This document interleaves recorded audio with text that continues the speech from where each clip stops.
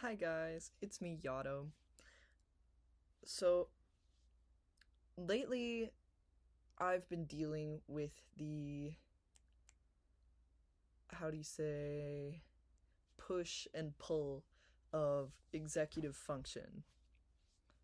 I I've probably said in interviews in the past that I struggle pretty extremely with ADHD, and I do. Um it has gotten slightly better as I've gotten older, more manageable I should say. Um with the help of regular and voluntary use of my medication. I take Concerta, which is methylphenidate, which is very closely related to meth, like methamphetamine. I should know. I've done both. um, and my entire childhood, I was prescribed this medication for school, and I wondered why I couldn't sleep, I couldn't eat, I couldn't shit. And I realize now it's because I was essentially met the fuck up for my entire childhood. I'm on the same dosage today as an adult that weighs 120 pounds as when I was a scrawny 9 year old who never ate anything. I did 27 milligrams of Concerta on the daily. And I realized in my adulthood that um, to have a proper meal in one's stomach, to have 8 hours of sleep and regular bowel movements, and to drink enough water will do eons more for a clear mind than any amount of stimulants will. So now that I have those things in check, I voluntarily take my meds as well as 5 milligram swallowable Ritalins in the evenings, according to when I need to focus. As well as that, a strategy I've used is to keep my phone dead. That might sound crazy to someone that doesn't know me, but if you have firsthand witnessed my screen usage, you'll see that what I have going on is unnatural and unhealthy, and it has been happening to me since I was very young. I've almost always had a screen in front of my face. And it's to the point where I feel uncomfortable if I don't. The average scroll session for me on something like Instagram Reels or in the past TikTok could last 4 hours, upwards of 4 hours. I've lost entire days. This got particularly bad for me, and I think probably lots of other people during the pandemic when there was fuck all else to do, because I got laid off from my job. I didn't have a job to go to. For me personally, shortly after I lost my job, I became very popular on TikTok, and social media became my job. And I got addicted to those numbers. And that honestly never stopped. To this day, every day, I check how many listens my new song has. And that's ridiculous because it shouldn't matter. It shouldn't matter at all. But I became addicted to controlling my appearance. I became addicted to how many likes and comments I would get. In high school, I'd spend entire classes picking apart my Wikipedia article, picking apart my Instagram, archiving, unarchiving posts, editing photos, trying to make something new, trying to appear a specific way so that people would like me and consume my art on the basis of me being a cool person. I realized later on that social media in itself is a cry to be seen, because to have a definitive sprawl of identity that other people can look at, a profile, to have a profile, and to be in acute control of this profile down to the pronouns in your bio, down to the angles that people see of your face, down to the places you've been and what you appear to know. It's very comforting to feel like you're in control of what other people see of you. And I won't say I'm completely beyond that because I still post sexy photos from the right angles and I still check my like count and I still crawl into the persona of being El Yato. All of that is still fun for me, but when it goes beyond your friends and your friends' cousins to millions and millions of people, it becomes unsustainable. Almost as soon as I gained serious notoriety on TikTok, I started feeling this great discomfort. For almost 2 years, I couldn't put words to what I was feeling.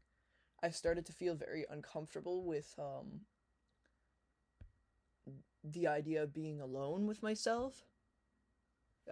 Which I guess wasn't a new thing, but it got extra bad here, and I would become very uncomfortable if I had any thoughts that challenged the constraints that I had set for myself. I got high a lot of the time, and I spent a lot of my time on my phone trying to think about anything other than the ways that my actual identity conflicts itself, as real people's identities do. In those moments, those God forbade moments when I was alone without my phone, staring at myself in a black dead screen, looking up at the blurry world around me during one of my smoke breaks, I thought to myself, who the fuck am I? And I thought that it was like a gender thing. I was like actually super worried about that. As a young teen, I couldn't really think of my identity outside of like my gender and my interests. I think that's pretty common for like teenagers, especially ones that are like very much on the internet. My gender, my appearance, and my interests were my entire identity. And I was terrified because I thought it was a gender thing, and I was like, "Oh my god, like why don't I feel right? Does this mean that like I'm gonna have to detransition or come out as non-binary or some other label after I've already done all these interviews about my experience as a trans guy?" And I realized that it was much deeper than that. I realized that I'm living for for the photo and for the video and for what I'm going to say later on social media. And I realized that I was substituting my refined social media presence for an actual sense of self. And that terrified me. In adulthood, I feel that I know my body again in a way that I did when I was a very young child.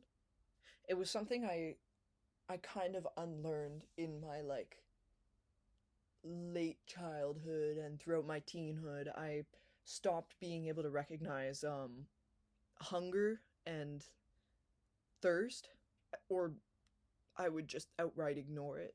Maybe that's just an ADHD thing. I know a lot of people struggle with being aware of their space, and spatial awareness could include the body.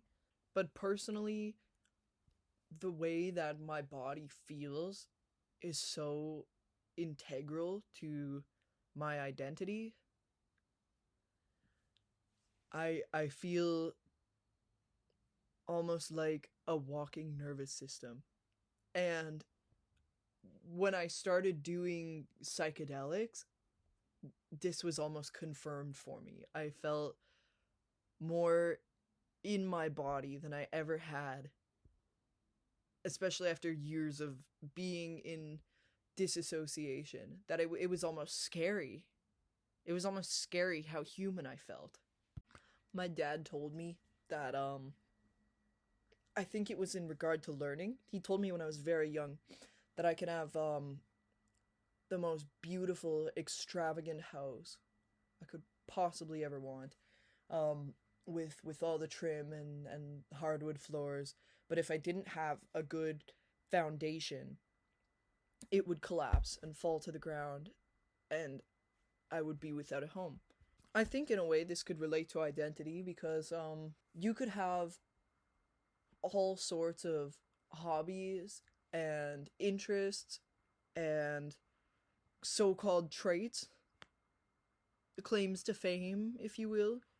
But if you don't have a good sense of your body, if you don't take the time to know your breath, if you don't take the time to know your nervous system, all the specific aches and pains you feel, the way your eyes and ears and nose and mouth work, what feels good for you to eat, the way your body processes emotion, if you don't have a good sense of your body, you're gonna end up feeling lost and saying, "Who am I?" At this point in my life, even though it isn't perfect, probably never will be, I think I have a better sense of self than I ever have before. And now I want to find ways in which I can expand my sense of self, my knowledge about other people, and I want to find a way that I can fit into the world, because I'm gonna have to spend quite a while here if I keep up the whole living business, you know what I'm saying? I want to expand my world because I look at my friends and I think, holy shit, they've lived so much compared to me. I have friends who have gone to school. I have friends who have grown up in multiple cities around the world. I have friends with kids. I have friends with I have friends that have toured around the world. I have a friend who lives in a van.